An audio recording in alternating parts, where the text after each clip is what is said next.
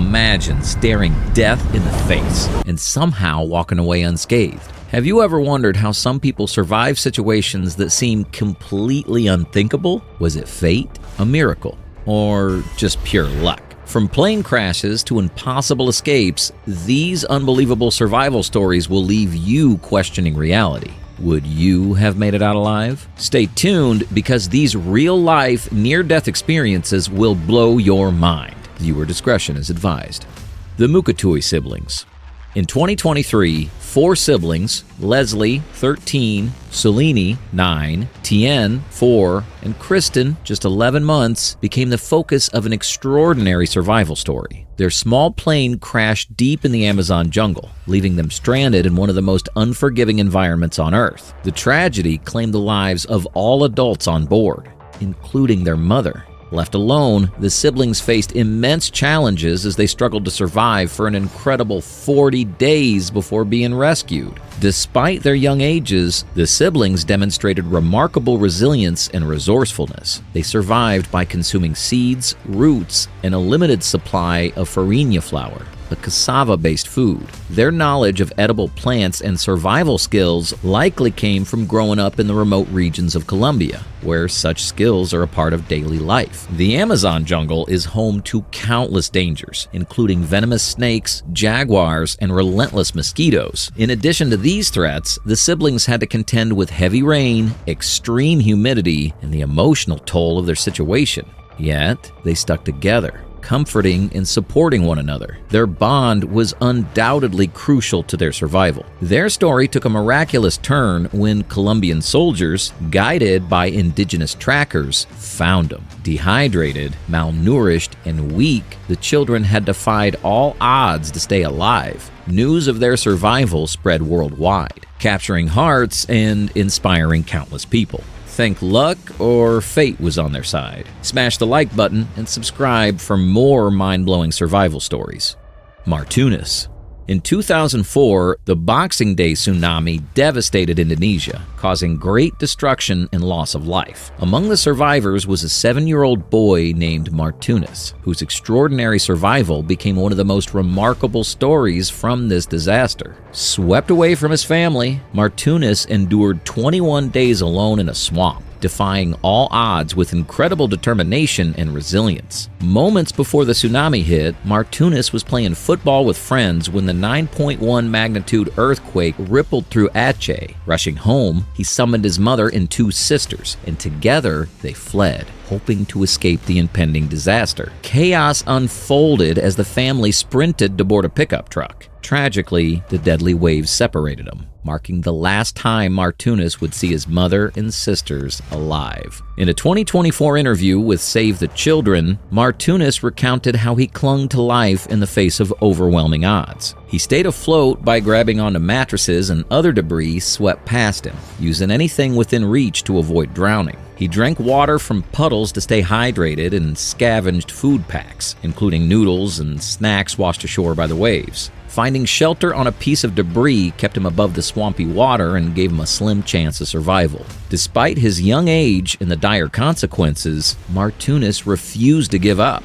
Holding on to hope that someone would find him, his resourcefulness and unshakable spirit sustained him during those daunting weeks. Eventually, rescuers discovered Martunis, weak and malnourished, but alive. The heartbreaking news of his mother and sister's deaths soon followed, but his miraculous survival inspired countless people around the world. Among those touched by his story was Portuguese football star Cristiano Ronaldo. Deeply moved, Ronaldo met Martunis, supported his education, and encouraged him to chase his dreams. Ben Hyde. On October 4, 2021, journalist Ben Hyde experienced a life-altering event that showcased the fragility and resilience of the human body. While driving in Adelaide, Australia, Ben was involved in a near-fatal car crash. The collision left him unconscious and trapped inside his vehicle as it caught fire. The situation was dire, but quick-thinking first responders arrived just in time to rescue him from the flames. Their bravery and swift action saved his life. But Ben's journey was far from over. The crash left him with severe injuries. requiring extensive medical treatment and a long recovery process. For days after the accident, Ben remained in a medically induced coma, his body fighting to heal. When he finally awoke, he faced the daunting task of rebuilding his life. This included not only physical rehabilitation, but also coming to terms with the psychological impact of the crash. Despite the pain and challenges, Ben's determination to recover never wavered. During his recovery, Ben decided to share his experience with the world. He created a documentary titled While I Was Sleeping, which detailed his journey from the moment of the crash to his ongoing recovery. The film provided a raw and honest look at the struggles and triumphs he encountered along the way. It served not only as a way to process his own trauma, but also a source of inspiration for others facing adversity. His ability to turn a near tragedy into a story of hope and recovery has inspired many. He continues to advocate for road safety and trauma awareness, using his platform to encourage others to find strength in their darkest moments. Jose Salvador Alvarenga. Jose Salvador Alvarenga's survival is one of the most extraordinary stories of human endurance. In November 2012, Alvarenga, a seasoned fisherman from El Salvador, set out on a routine 2-day fishing trip from the coast of Mexico. Alongside him was Ezequiel Cordoba, a novice fisherman. However, a violent storm struck their small fishing boat, disabling its engine and sweeping them far into the open sea. Without communication equipment or a means to steer, the two men were at the mercy of the Pacific Ocean. The situation quickly became desperate. The men survived by catching fish, turtles, and birds, eating them raw when they could not cook them, and drinking rainwater or their own urine when fresh water was unavailable.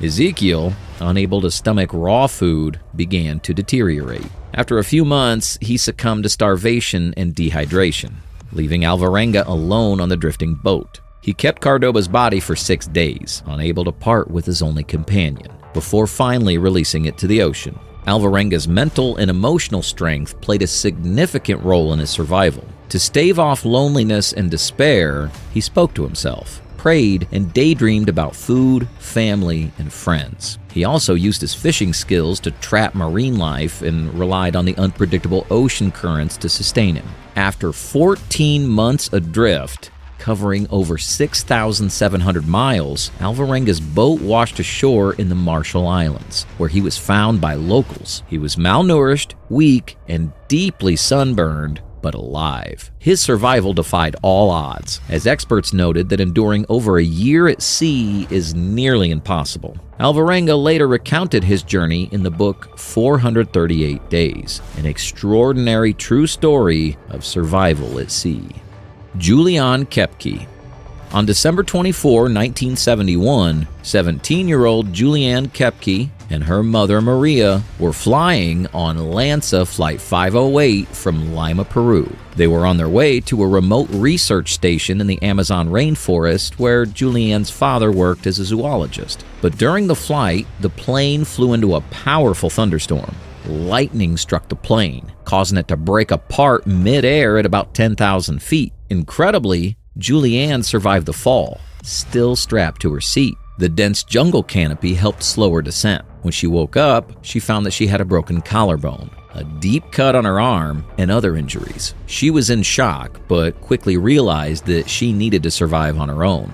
Julianne had grown up in the Amazon and had learned basic survival skills from her parents. She knew the most important thing was finding water, so she decided to follow a small stream she found near the crash site, hoping it would lead to a river, and eventually, people. She had no food except some candy from the wreckage, but she kept going despite the hunger and exhaustion.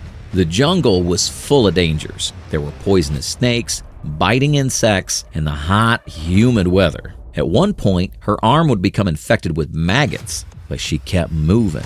Her knowledge of the rainforest helped her avoid dangerous plants and stay safe. She also drank water from the stream to stay hydrated. After 11 days, Julianne stumbled upon a small hut where she met some local workers. They helped her and took her to safety. Soon after, she was flown to a hospital in Pulcapa, Peru. She found out that she was the only one to survive the crash. Even after such a terrible experience, Julianne decided to honor her parents by continuing their work. She became a biologist and worked at the Panguana Research Station, the place where her parents had spent so much of their lives. Her incredible survival story captivated the world, inspiring many and becoming the subject of a documentary as well as the 1998 film Wings of Hope, directed by Werner Herzog. Julianne Koepke's survival shows how strong the human spirit can be. Her remarkable ability to stay calm and use her knowledge in the face of such adversity highlights her extraordinary courage. Vesna Vulovic. In 1972, Serbian flight attendant Vesna Vulovic survived what seemed impossible, a 33,000-foot fall from an exploded plane. The aircraft had been torn apart mid-air over Czechoslovakia due to a suspected bomb, killing everyone on board except Vesna. Trapped in the wreckage, she landed in a snowy forest, which helped cushion the impact. Vesna suffered numerous injuries, including a fractured skull, broken ribs, and fractures in both legs, but she defied the odds by surviving and eventually making a full recovery. Her survival remains a world record for the highest fall without a parachute. Despite her injuries, Vesna continued to lead a fulfilling life, becoming a national hero and an advocate for peace. Harrison O'Keene.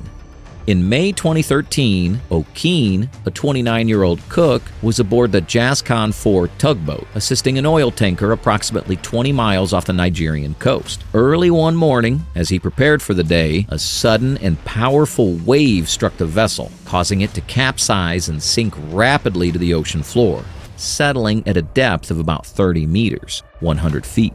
At the moment of the incident, O'Keene was in the bathroom. The force of the water swept him into another toilet attached to the second engineer's cabin. Miraculously, this small space contained an air pocket, providing him with a precious, albeit limited, supply of oxygen. Trapped in complete darkness, with the temperature dropping and dressed only in his underwear, O'Keene found himself in an environment so harsh it would challenge even the most seasoned survivalists. Despite sustaining a head injury from the initial impact, O'Keene remained composed. He could hear the distressing cries of his colleagues gradually fading, a harrowing indication of their fate.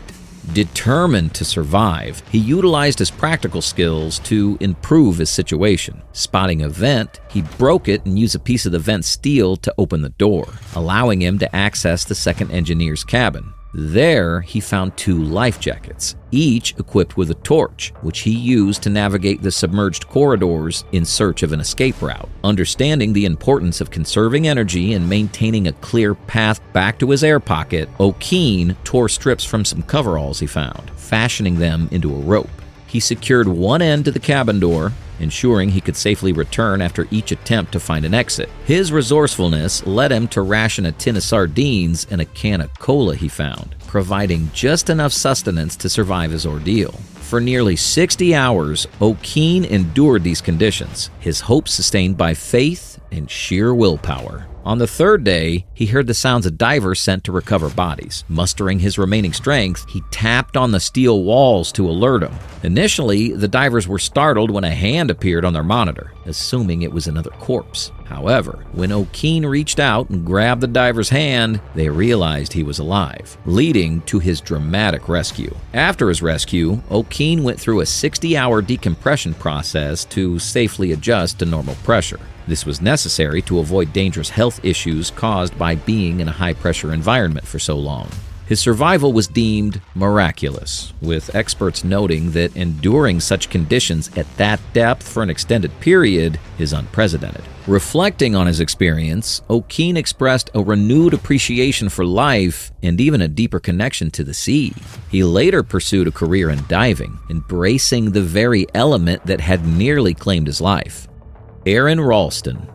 Aaron Ralston, a 1997 mechanical engineering and French graduate from Carnegie Mellon University, became widely known for his extraordinary survival story in 2003. An experienced climber and outdoorsman, Ralston embarked on a solo hiking expedition in Utah's Blue John Canyon on April 26th. While navigating the canyon, a dislodged 800-pound boulder pinned his right arm against the canyon wall, trapping him in a remote area without any means to call for help.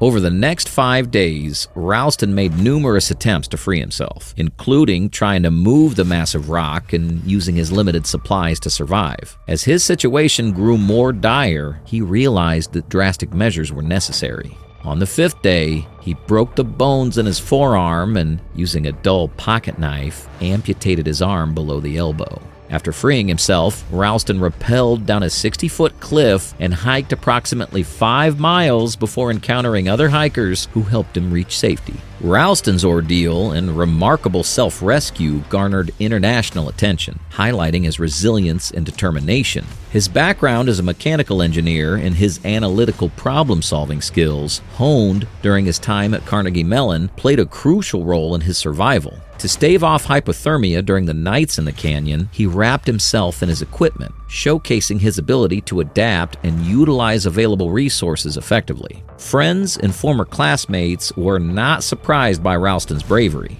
Chris Atakaitis, a fellow 1997 engineering graduate, remarked, "His story is amazing, but not surprising. If anyone could do what he did and handle it as gracefully, it would be Ralston." Known for his adventurous spirit and boundless energy, Ralston had a passion for outdoor photography in extreme conditions, a pursuit that had grown over the 2 years preceding his accident. Despite the traumatic experience, he maintained his friendly and open demeanor, as evidenced by his smile and engagement during his first press conference after the incident. Prior to the accident, Ralston had left his mechanical engineering position at Intel to dedicate more time to hiking and climbing. He had successfully summited 111 of Colorado's 119 tallest peaks, many of them solo and during winter months, demonstrating his commitment and passion for mountaineering. Ralston's incredible survival story was later adapted into the film 127 Hours, starring James Franco and directed by Danny Boyle. The film brought his experience to a larger audience, showing his bravery and determination.